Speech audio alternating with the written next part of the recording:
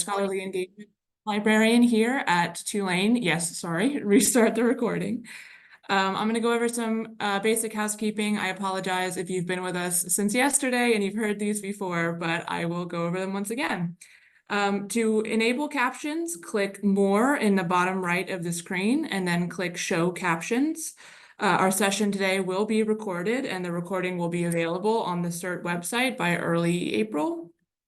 Please keep your cameras and mics off unless you are a presenter today.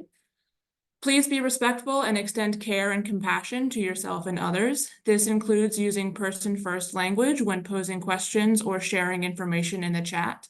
Please refrain from using dehumanizing language such as prisoner, convict, or ex-con, and instead use language which emphasizes the personhood of these populations, such as incarcerated person or justice-impacted individual.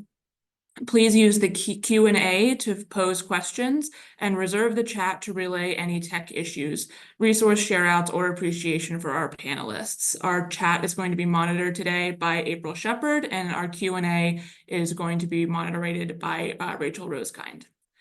So the title of this session is Interrupting Systems and Activating Imagination Towards Liberated Futures.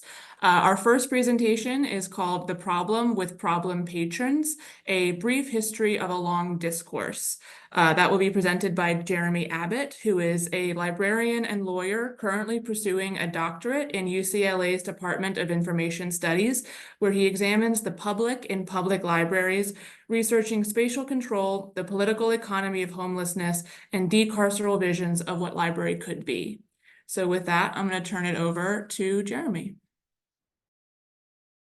Okie dokie.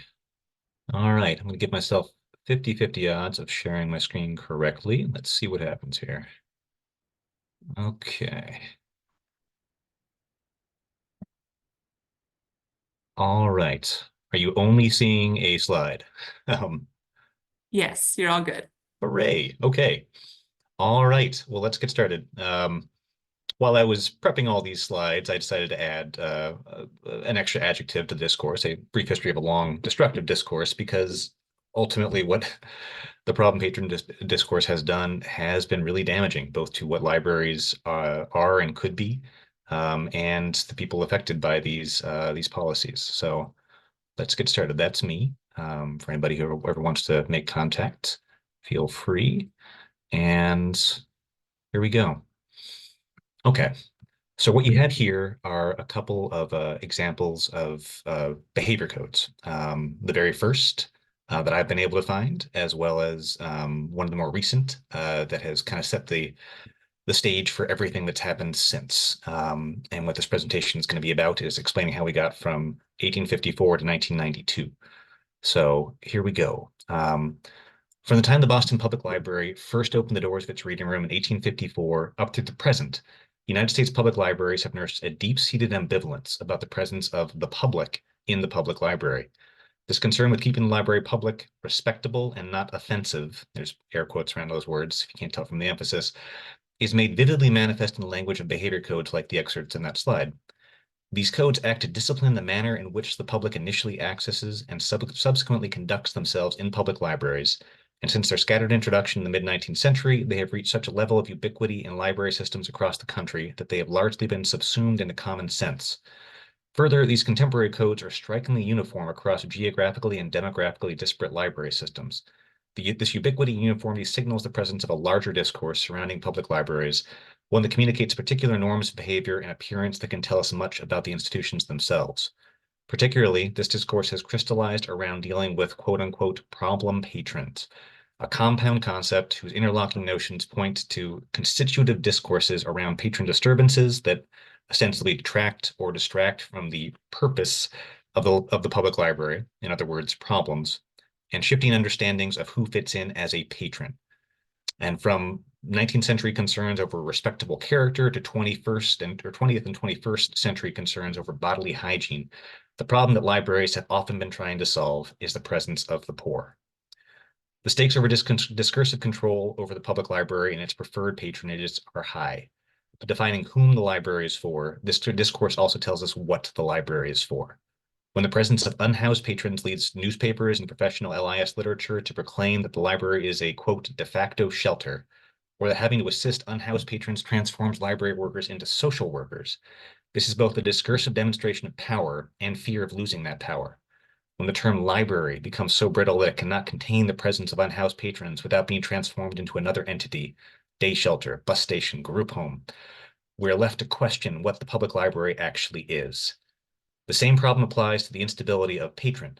When the category of library patron is so narrow that it cannot contain the presence of those outside the housed white middle-class norm, much less the stability of the library's identity as a library be threatened, what does the idea of patronage actually mean? And what solutions to these dilemmas does the creation of this problem patron category offer? So to get into this, we're going to do a bit of discursive analysis. This is going to be very brief because this would take a while otherwise, and there's other people who want to speak. But I'm using discursive analysis because it helps to track and understand the changes and shades of meaning within this problem patron discourse. And I'm going to be leaning heavily on Michel Foucault and especially Gillian Rose, who refer to institutional apparatuses, which are specifically, and specifically I'll be looking at two intertwined apparatuses that public libraries employ, the behavior code and this problem patron discourse. Using Gillian Rose's frameworks for discourse analysis, we're going to look at two time periods in US public history. First, starting off with the 19th century, and then jumping forward to the Carter and Reagan era for reasons that I'll explain as we get there. But why? Why are we doing this? Though it may seem self-evident, we're doing a discourse analysis to these for this problem because problem patrons are a discursive problem. There are no doubt some problems that are actually endemic to library work, like the structural integrity of stacks, effective knowledge organization, damage to circulating materials, but the presence of undesirable publics in an institution that ostensibly exists to provide public access to information is a problem that had to be created through institutional demarcation of acceptable and unacceptable behaviors and appearances. This is precisely the sort of problem that discourse analysis provides tools to engage with. Discourse analysis recognizes that our words and policies are not merely descriptive, but constructive. When discussion of the problem of unhoused presence in libraries is reprinted in LIS literature and behavior codes ad nauseum, these articles and policies do not merely describe an extant problem, they also help bring into being that problem, or at least the framing of this thing as a problem in the first place. Discourse analysis exists in this tension and provides a tool for recognizing it. And that's kind of the point here. What I'm proposing to show you here is a brief history of these terms in hopes that if we can recognize it, recognize how constructed they are, how tenuous they are, how contingent they are, then we can imagine better things, that we can, reach abolitionist visions. Because ultimately, when we're talking about dividing people into wanted and unwanted, what we're talking about is surplus population. And it's been very well demonstrated how the United States has dealt with its, has one needed to create a surplus population, how it's dealt with that, which is through policing and imprisonment.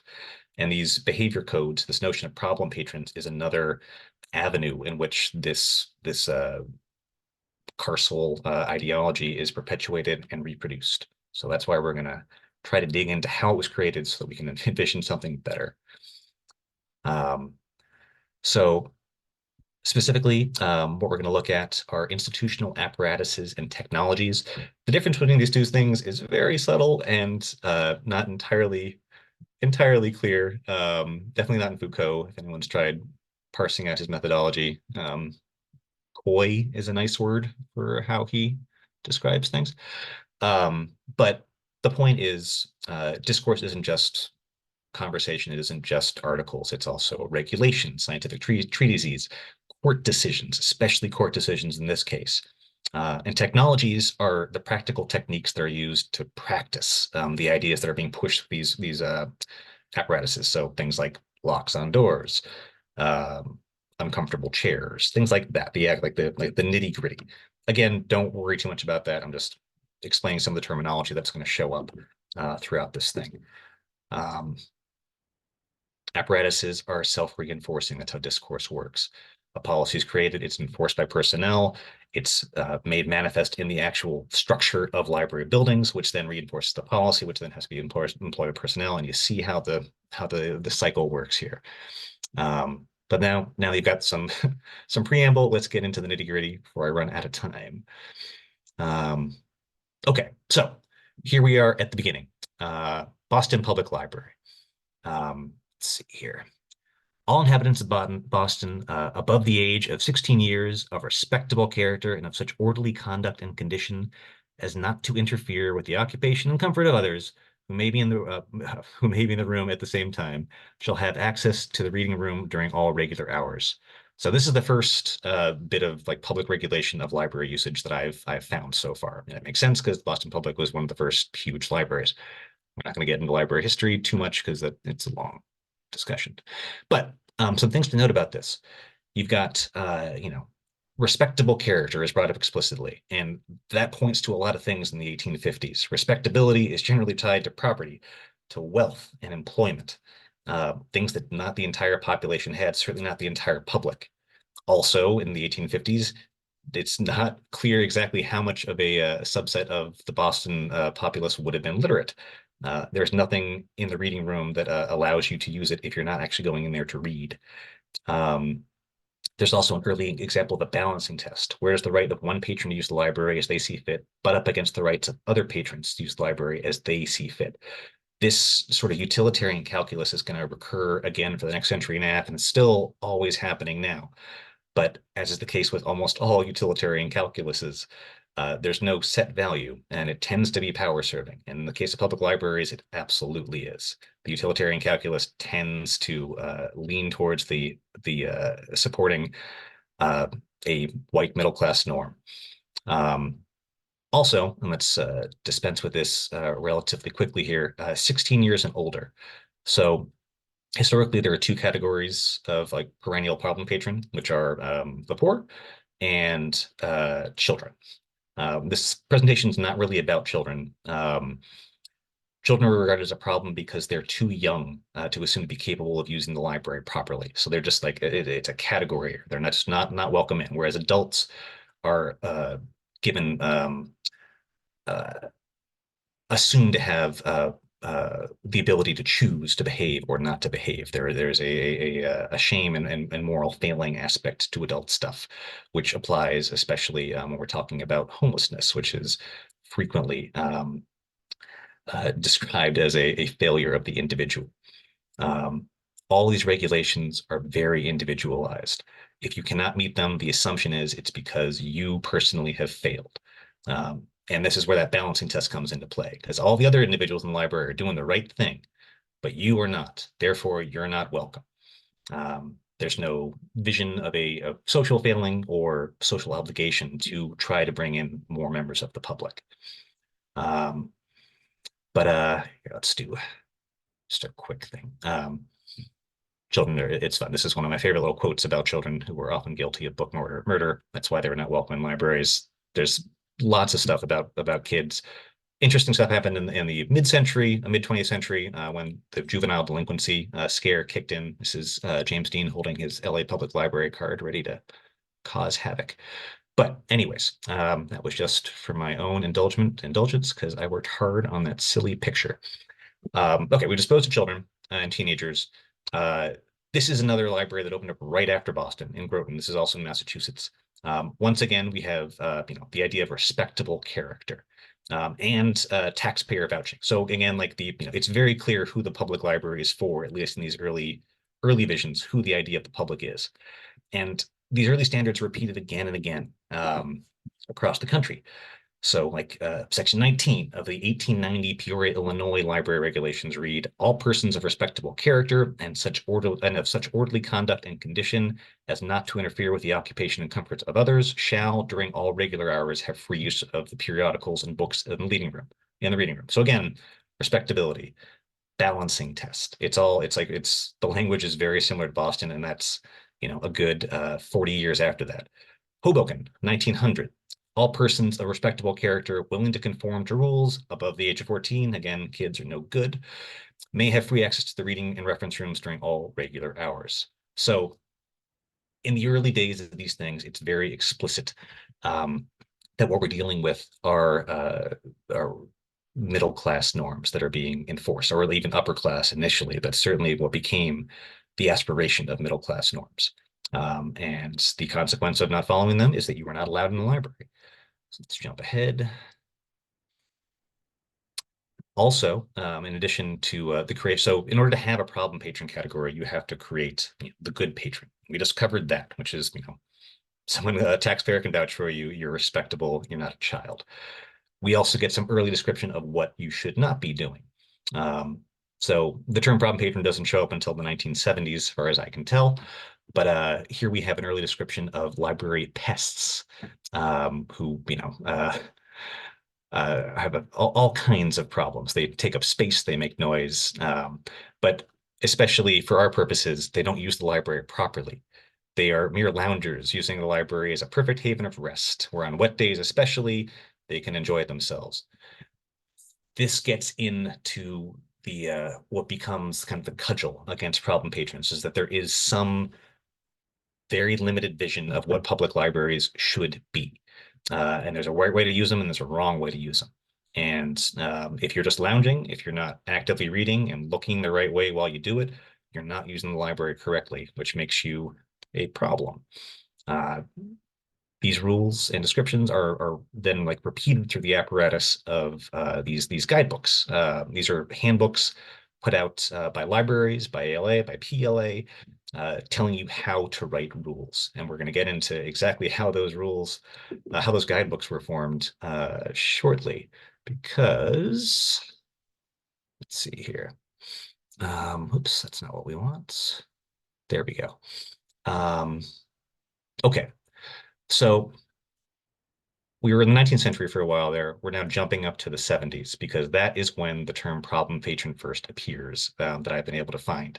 In this piece in the Wilson Library Bulletin, which is a now defunct but formerly very prominent LIS organ. This article would have been read by thousands of library workers, but it refers to how recently the Thomas Crane Public Library in Quincy, again, Massachusetts, just leading the way, offered a series of workshops to help staff cope with, quote, problem patrons. This does appear to be where the term, it's certainly this person didn't make it up, but it is the first time I found it in print. And this is a table of all other articles that are dealing with problem patrons across a wide variety of materials. You'll notice there's not a whole lot. Look at that first column there. It's all single digits until we get to 1976, when suddenly 10 articles appear. This isn't a coincidence, because in 1976, the library security newsletter began being printed. This later evolved into library and archival security, which ran in 2013 and was absorbed into archival organization. But the point is, in the late 70s, as the economy started getting worse, well, two things began happening. You had stagflation, and you had the great boogeyman of the 1980s, and especially of libraries, which was deinstitutionalization. Throughout so many of these articles, and that's part of why these numbers start jumping up here, like 10, 6, 7. By the 80s, there were, dozens of these things every year. But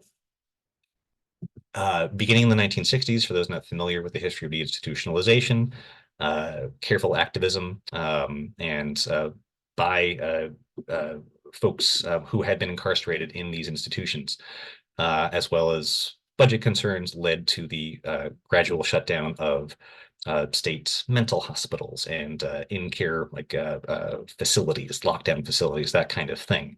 There was general perception that when these facilities were shut down, the people who were in them had nowhere to go, and so became homeless and problems for everybody else. And this is another facet of the problem patron discourse. And it's an interesting one because if someone is not mentally capable of using the library, then we don't have to deal with them. So part of why the deinstitutionalization framework was latched onto by so many articles, by so many libraries, you'll see this time and time again. People blaming deinstitutionalization for a perceived uptick in danger and violence.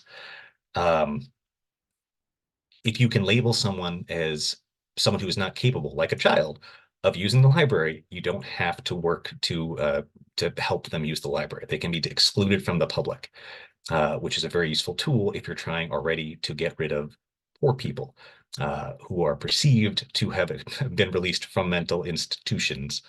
You can see how the convergence works out conveniently for those in power. But the thing is, there is no evidence that there was a rise in violence or real danger in libraries during this period, or ever, that I've been able to find. This is a survey from 1973 that the US government's National Institute of Education put out, surveying 255 libraries in 39 states. And almost half the libraries reporting on protection measures have neither guards nor alarm systems. While vulnerable to pilferage, theft, and vandalism, libraries are remarkably safe for staff and public. Crimes of violence reported on premises are negligible. I found a couple other surveys done in the 1980s, but none of them were able to actually demonstrate that during this period there was a rise in danger or violence, just a perception of it, which is like part of why you get that spike in articles about ostensible problem patrons and why scapegoats are searched for. And one such scapegoat, well, actually, before I jump to that, it's notable what's not mentioned in all these articles. Deinstitutionalization is mentioned, homelessness is mentioned, children are mentioned. The thing that is not mentioned in terms of what's causing perceptions of crime and stress is the other thing that was happening during this period, which is austerity. Intentional set of government policies to withdraw funding from institutions like libraries and give them to police instead. This is never mentioned. It's a notable absence from the discourse. But now we get to the main event, and I'm going to try to wrap this up quickly here. This is Richard Kreimer. Beginning in 1989, the Morristown Library of New Jersey, is an unhoused man who was from Morristown and would hang out in the library during the day. By most accounts, he was kind of an obnoxious guy, such that the library kicked him out and eventually wrote a set of behavior codes. They did not have behavior codes prior to this. They wrote behavior codes specifically targeting or tailored to keep Kreimer out. They admitted this in court. And we know this because Kreimer sued. He got the ACLU to back him, saying this was a violation of his right to receive information, which, there we go, is a real important one. In the 1960s, the Supreme Court determined the First Amendment includes a reciprocal right to receive information, not just to speak, but to get the information. And libraries are included as part of one of the apparatuses of receiving information. So Kreimer sued. We're going to have to abridge some of this here. I'm sorry, I'm going long. Kreimer sued on the grounds of his right to receive information being abridged. He won. At the federal district court level, he won. Judge Lee Sorokin agreed with him that the library had created behavior codes that were unconstitutionally vague and unconstitutionally restricted his right to receive information by accessing the public library. And hang on here. And this caused a huge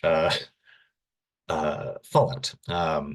ALA, midwinter of 1992, had the most attended session it had was about this trial, because it was going to be appealed by the Morristown Library. But in the meantime, every library in the country was terrified over what the implications of this would be, such that ALA's general counsel issued this note warning people, the librarians, they might want to start thinking about their behavior codes, because the impact of this case was going to determine everything that happened thereafter across the country.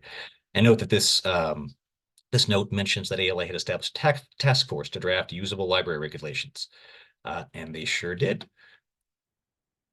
There it is. This is still on the ALA website. This is the development of policies and procedures regarding user behavior. This is the evolution of that task force that began in 1992 as a response to Richard Kreimer. And the only citation that you're going to find on that webpage is to the Kreimer trials, because on appeal, Kreimer lost. It was determined that the library had established narrow enough rules that his right to a free information was not abridged. They were allowed to write rules that included restrictions on hygiene, odor, which are difficult conditions to deal with if you are unhoused. And yeah, basically the Kreimer trials became the law of the land. This is the PLA handbook from 1994. The only things that are referred to aside from other ALA documents and the Americans with Disabilities Act is Kreimer v. Police. This is still the case in this book. Handbooks, all handbooks that refer back to this are fundamentally predicated on Richard Kreimer. And here are, I live in Los Angeles. These are libraries throughout Los Angeles County. All of them have built their behavior codes around the results of this trial.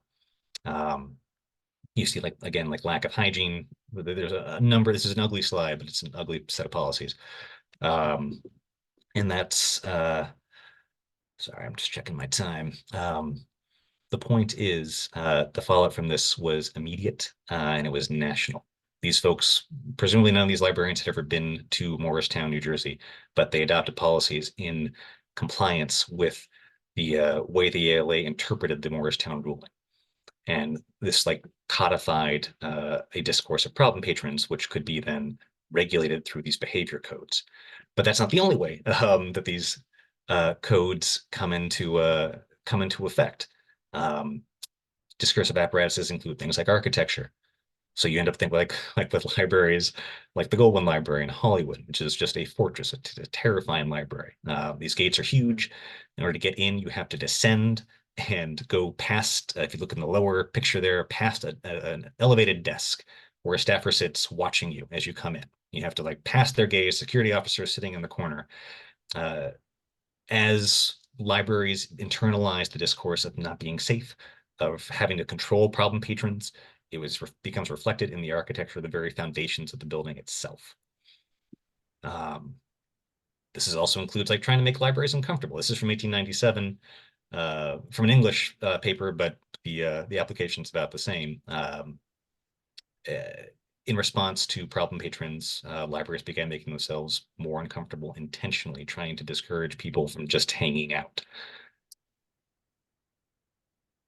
Police are used to enforce these rules. Most every library code you're going to find is going to have some little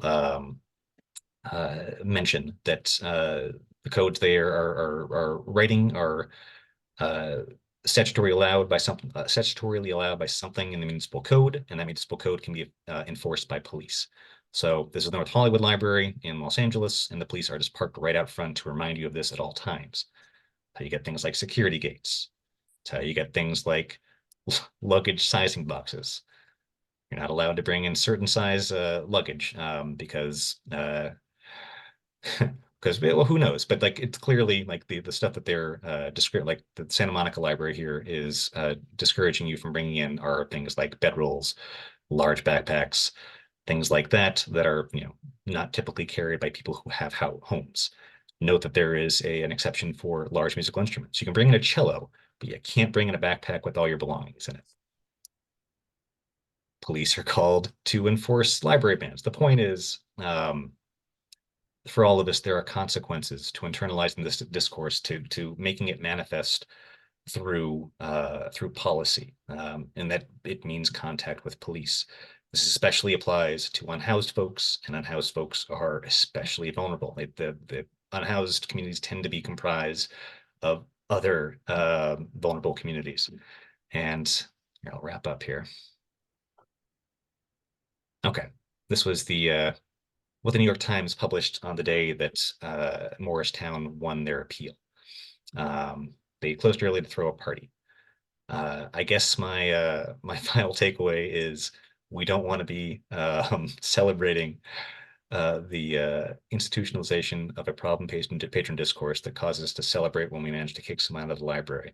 We can envision better things. I hope some of this history has been useful in showing how these ideas were constructed, that they are not neutral, that behavior codes have always been about keeping poor people out of the library, and that they're dangerous.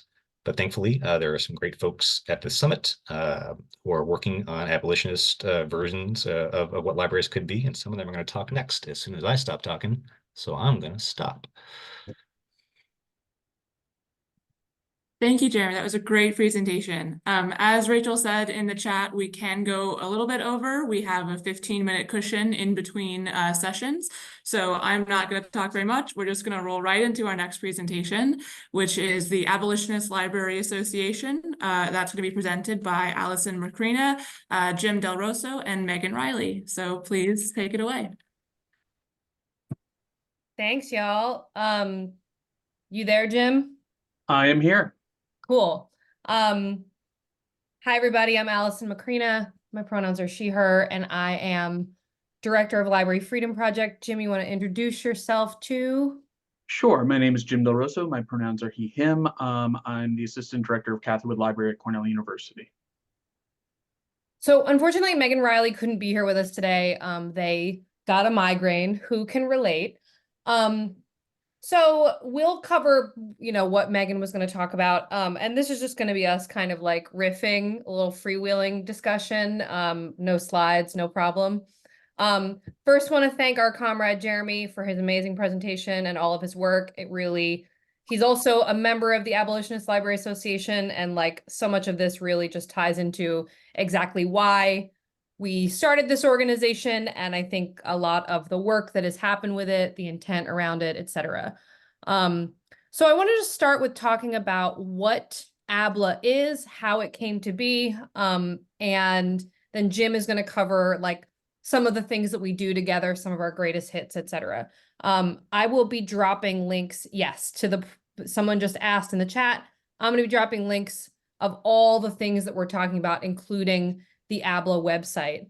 So just to start with how it came to be, in June 2020, obviously, many of us, probably fair to say all of us, were really fixated on the movement for racial justice that was getting reignited around the George Floyd protests. And what you might recall around that time is that there was really a flurry of activity in the library world, issuing diversity statements, maybe like restarting DEI committees. But I think many of us were operating from the assumption and belief that like those statements and those committees were not really doing a whole hell of a lot. This was from like understanding what the last few years of that kind of committee work was doing. Sorry, somebody is like texting me. Let me try to mute all of my distracting thing in the corner. Thank you for posting that, Jim. I think many of us in the library world just wanted something more, and we wanted to see what real commitments to police divestment and abolition could look like in the library world. I think there were many motivations that came from some of the nascent and limited understanding of Jeremy's research. And I say that just because like I learned from Jeremy just now so many things. But I think that like there is a wide recognition in the library world of issues around, the problematic patron discourse, behavior, etc., as well as austerity. I mean, that was such an important topic for Jeremy to bring up, because I think there was an immediate recognition in June 2020 that like, what it means to defund from the police means that all sorts of other possibilities become opened up before us. And a lot of that can include library funding, can include like, things in the public service. So June 2020, we're operating with these assumptions, right? And what we did in Library Freedom Project was we came up with a statement called, it's not enough to say Black Lives Matter, libraries must divest from the police. And we worked on this collectively, like we do a lot of things in LFP. And basically we put it out there as like, look, who's thinking about what this means in practical terms? Here are some ideas that we have, but we're not experts on this. And who else like wants more from this environment? And what we put in that statement was some contact info for us. I realize that I haven't really said like what Library Freedom Project is. Just to give you really briefly, we're an organization that's devoted to like library values and practice, supporting library workers doing things related to privacy, increasingly a lot more intellectual freedom. And we have an abolitionist stance, but this felt like an important enough thing to like do something separate where it was just library workers talking abolition, figuring out together what abolitionist pathways look like. So right after we published this, we put out a call, look, if you want to be part of a group to talk about this, like here's some contact info. And we got like positively overwhelmed with responses. Our assumption was accurate. There are many library workers out there that like have abolitionist politics, or at least were interested in more about them and wanted to do something together. So we held a town hall in July 2020, where we just started talking about like, what's the landscape like? Who's involved in divestment campaigns already in your library? Who is just sort of figuring it out, has questions and comments or thoughts and resources to share? What does a needs assessment look like for your average, not that there's any such thing as your average library, right? But like, what's the terrain like for folks who want to get started on something like this? And how can we move forward and work together as a group? That town hall, we had so many people attend. And from there, what we started doing was having regular meetings. As I think very soon after that, we started calling ourselves the Abolitionist Library Association. And we held meetings every other week for a whole year, which really blows my mind now when I think about it. Like, considering everything else that was going on then, like many of us were like, not only like working at our jobs, dealing with COVID stuff, you know, having to be public servants, going back to work in a pandemic, and then also getting in the streets for racial justice in the evening. So like really just kind of amazing that all of that happened at the same time.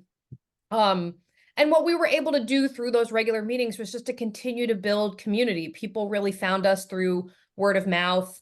At that point, there were a number of people who emerged as kind of, dare I say, leaders within the group, who were just like committed abolitionists, who were in the library world, who were like ready to share it with their networks. And so it just kept growing and becoming bigger and bigger and building out more community. As part of having those meetings, we started a listserv, and I'm going to drop the listserv subscription link in the chat. And hang on, let me make sure I have it correctly. Here we go. I don't know why it has the number 1 in front of it, but that's the listserv subscription link. So today, the status of ABLA is basically, we stopped having those meetings after a year. It just got a little overwhelming, I think, for us to continue that. But the group has grown exponentially, like even without having regular meetings. We have a massive breadth of membership. There's about 1,500 people on the mailing list right now. Would be amazing if we can get to 2,000 with more people from this conference and all of our friends and relations. And it represents folks in public, academic libraries, lots of library students, people at all levels, you know, from, you know, whatever like associate and shelver type roles to like administrative roles, and just like huge brain trust that's in this group. Some of the things that we've done together include, at the very beginning, there was a lot of commitment and drive towards a few different working groups. We had a special collections, abolition and special collections working group, library divestment from the prison industrial complex working group. And they did a bunch of different things, like sort of focused on their specific contexts. We also have a bunch of resources on the website that we put together in those early days that basically reflected what we talked about as a group of like what kinds of things were needed.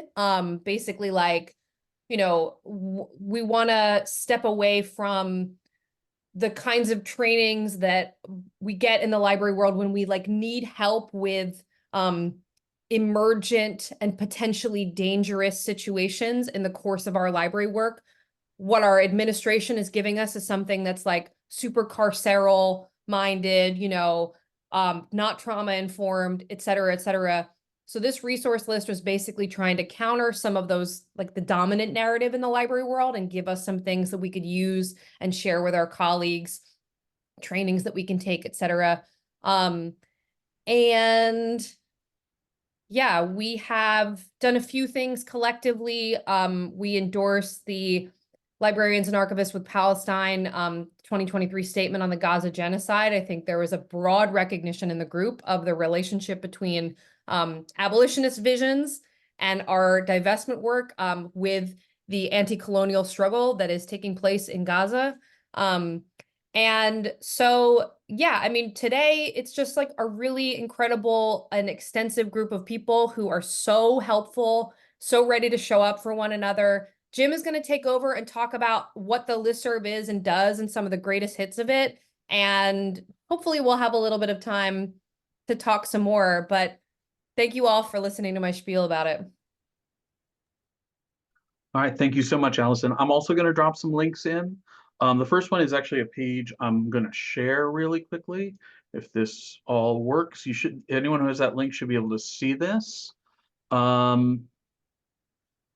You know, how many years of Zoom, and I'm still struggling on this. All right. So this is actually something that Megan put together. It's some links to some of the resources and working groups. So I just want to talk about that really quickly. Allison talked about some of the working groups as well, so I'm not going to want to go over that again. But you know, there is a page on getting involved, which also includes the link to register. You can see some of the resources and working groups that we're currently working on. There's our mission and vision statement. We've also, in addition to signing on to statements, we've put our own statements out, one on LMAC 4118 and one an IV Plus statement on divestment. And of course, there is that resources page as well. The Librarians Divest group is a subgroup that has their own site. It's put out this amazing zine and material on the story of a desk, basically talking about how library furniture gets made and the amount of it that can be made by incarcerated people. So you can see that stuff online as well, and there's additional links too. So I put the link to this page, which has links to all those other pages, in the chat. So I'm going to stop sharing now that I've kind of shown that off, and you have that, and you can see some of the stuff's there, because now I'm going to start reading off my notes, and I don't want to show anybody those because they're very stream of consciousness. But as Allison said, I kind of went through and I wanted to pull together something of the greatest hits of some of the stuff that's been on the listserv in the last 4 years, almost 4 years since it's been created. And there was so much, it's more of a box set. I don't know which term dates me more. But I just want to say, so I use my Gmail account for all ABLA stuff. So all of this was organized in threads. Since we've got things kicked off in June of 2020, I counted 674 conversation threads, which is about one every 2 days over the last 4 years. And it was certainly more intense early on, but it's still pretty full because, as Alison said, we've got an amazing group of people there, and we're still really talking about this stuff and sharing information. So just some of the stuff that we have on there, there's of course a lot of association business. When we were meeting regularly, our meetings, agendas, we set up a Discord group for a while and talked about that as well. The working groups were in there, so like the IV Plus divestment, but also people starting to connect locally. Like we had a lot of people connecting in regions, like, hey, we're all in this region, we're all interested in abolition, we're all trying to push towards that and push our libraries towards that, so let's get together and organize on that basis. And also among types, you know, rural libraries, academic libraries, public libraries, people making those connections so that they could get together and start pushing policy in their libraries as well. A lot of, and that's where the working group out of Abolitionist Special Collections came out of those kind of efforts. A ton of information sharing, requests for aid, requests for information, participation in studies, surveys, a lot of calls for proposals, presenting and writing opportunities. One of the reasons that Alice and I are here is because of that list and the discussion of this amazing event on that list. Job ads, surveys, but also questions on specific issues members were facing their policies. Policies on, what to do when your library policy involves calling the police, what to do about security cameras, how to establish trauma-informed patron policies. And as I said, things like library furniture that's made by incarcerated people through prison labor, and how to divest from that as well. There were also, a lot of really great threads in there about specific efforts to provide support for incarcerated and justice impacted people, creating and sharing resources for them, setting up prison library and book lending programs. There was at least one case where there was a call to help with a parole hearing, and that people got involved with. There was a ton of education stuff in there as well. Alternatives to workshops that are run by police. A lot of discussion around that. Alternative workshops for dealing with things like mental health crises. Since we got started in 2020, a ton of conversations on things like mask enforcement and other COVID mitigation. And so many links to things like webinars, conferences, teach-ins, grants, a hackathon, people creating zines, people creating graphics. And I found threads about people talking about stimulus checks for incarcerated people, anti-doxing efforts as well. And as I said, there was also a lot of just organizing, and we're using that in a more general term. But organizing around abolitionist issues and issues that were really close to our hearts as well. Police union disaffiliation, like getting police unions out of your broader union organizations, doing specific analyses and comparisons of police budgets versus library budgets, organizing for some of those protests that were going on and still are going on. Calls for solidarity, calls for letters of support, petition signing, calling lawmakers, fundraising, mutual aid efforts, and some specific coordination of actions in defense of libraries. One of the bigger ones that set out was a conversation with what happened to Amy Dodson in Douglas County, where she was very specifically targeted by local law enforcement for just speaking out and standing up in favor of Black Lives Matter. And so that was something that came together. So again, that was my trying to do a super quick rundown. And maybe if you're not a member of the list, this is encouraging because these conversations are still going on. These conversations are still happening. And it's just a phenomenal community, and it keeps growing and just keeps getting better and is so relevant and necessary in my opinion. So I've been talking for a while, longer than I like to in one go. So I'm just going to wrap things up. Jim, that was amazing. And I just want to add one thought to that, which is I run the listserv, and by the way, so many people are signing up right now. Love y'all. I don't know how to view this in any other view than admin mode, but there is an archive of the list. So all those conversations and resources and things that Jim was talking about, obviously a lot of it have made it to the website, but so much of it is just like, it was deep and extensive conversations that like led to something else. You can view the archives, and if we can't figure out how to do it publicly, just email me and I'll give you the zip file.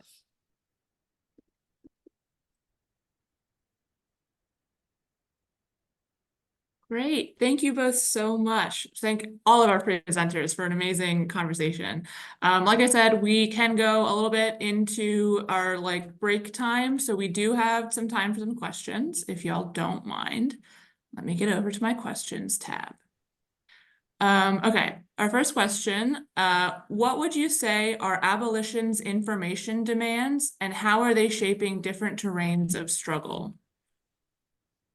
think that one is for our Abolition Library Association folks. Lawrence, can you be a little bit more specific? I don't know that I know what you mean by information demands. Are you talking about like specifically how abolition like applies to information work, like an information worker?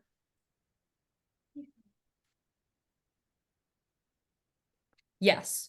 Okay, cool. I mean, I think so first of all, Lawrence is a member of ABLA, and I just want to point that they're acting like they don't know, but I love you and I love your questions. So like we outlined a bunch of stuff in the original LFP statement. And I think like part of what is amazing about ABLA is that we're defining what the answer to that question is collectively.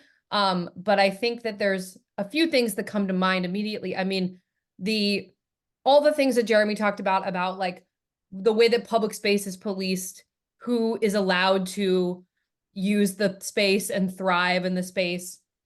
How do we think about people's First Amendment rights when they are marginalized people, when they're unhoused, or when they're formerly incarcerated, or when they're incarcerated? I think like just reckoning with those contradictions as a group has been a really significant aspect of this work. I think like, just the very basic work of having materials in the library that represent an abolitionist perspective is another huge one. And then also like interrogating and dismantling the ways that a carceral perspective is represented in the library. I think like the overarching thing for me in this work is an anti-neutrality framework to library work. And if you start with that premise, then you can say like, we don't have to have both of these perspectives represented, that one of these perspectives is deeply harmful, and that's not the world that we want. And a lot of us are in this profession because there's a certain world that we are fighting for. So I would love to hear from my other colleagues about anything else they think.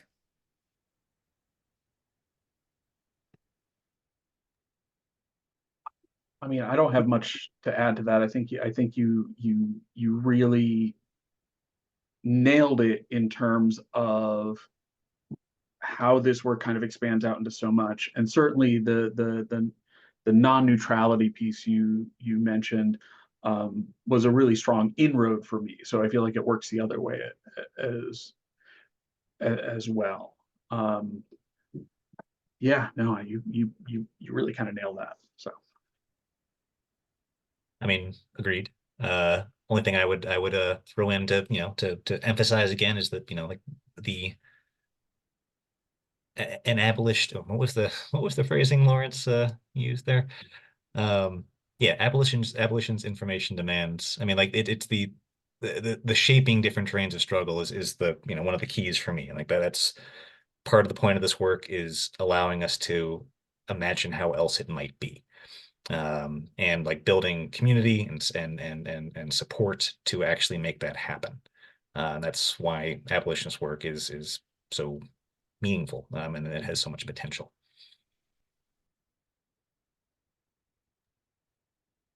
Right. So our next question, have you received any backlash or other difficulties from other library workers / public officials? Not to our faces. I mean, I think that's the main thing, right? Like, well, a couple things to say on this. There's a lot of the conversation that happens on the listserv is people talking through experiencing these kinds of things maybe more directly in their workplaces. Maybe not like, I don't know that I remember any specific, like, somebody was like, oh, I want to have more police divestment in the library, and like having a specific like administrative response that's like, no, and this is the retaliation or backlash. There hasn't been really anything like that. It's more like just the sort of typical status quo stuff you might expect, right? Someone is pushing back against the security carceral mindset, and they're just being met with like getting stonewalled or dismissed or whatever. But like when it comes to specifically responding to us as ABLA, like no one will say a word, and that's good. Like they can do whatever talk about us behind our backs or something.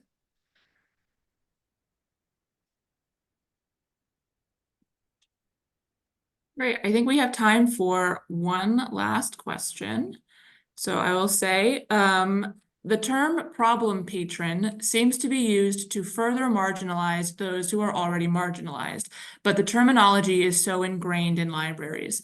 As a field, how do we change our language to be less damaging?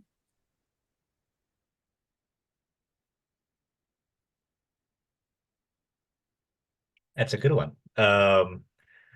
I mean, you can do a fair amount with changing language. I mean, like it's good stuff, and can do a lot to force people to think a little bit differently. Part of what I would emphasize doing is interrogating the problem portion of it. Like what is, and again, this is sort of what I was rambling about during the presentation. Like what are libraries for? Like, do you have a right to information access, or do you have a privilege of information access?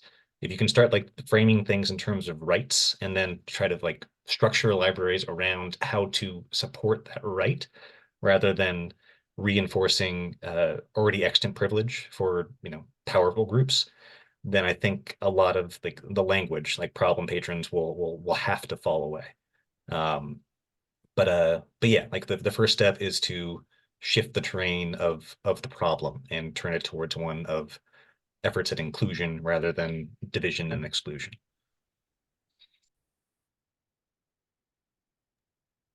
Very cool. And actually, I think I got another question, and I think we have time for it, so I'm going to ask it. Some libraries make use of police to deal with problem patrons, which may endanger the patron or create a library to jail pipeline. Can you briefly talk about the steps in divestment to reduce police presence in libraries? I wish it were that simple and straightforward. I mean, I think that's part of what the sort of like discursive and organizing project of ABLA. Bringing it back to the police divestment statement that we made in LFP, I mean, we outlined a lot of thoughts about that, but something that if you get on the ABLA listserv and you sort of like peruse through the archives, or honestly, like straight up ask that question, like what are the ways that people, does anybody have like a path that's worked for them? I think you would get a lot of really interesting answers, but every library faces its own challenges in this. I mean, I live in Philly, I know a ton of amazing abolitionist library workers. The free library folks are such leaders on this and other issues, particularly around Gaza and Palestine right now. And they have like a pretty strong union. They were very successful at ousting their horrible director a few years ago on some racial justice demands.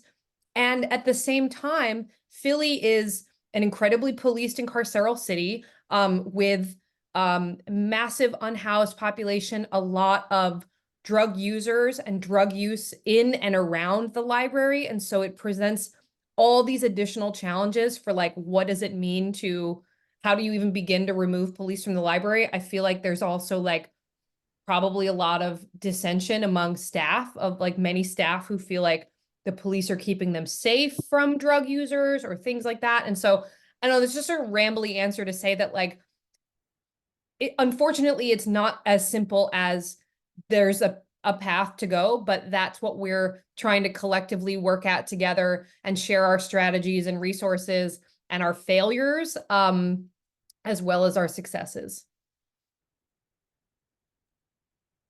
And throw in a quick addition. I mean, like one of the first step is information gathering. Like figure out the budget for your libraries, like for the police in your town, like for like how much like is the library paying them? Because like, or like how much is being spent on security, things like that. I mean, like odds are good your library board might not realize this, or other like staff members might not. But in terms of gathering information like that, is organizing support for divestment is the first step, and always leads to something. It might not be the full result, but it's always a good first step. Great. Thank you all so much. Thank you to all of our presenters. Thank you to everyone for being here in the audience.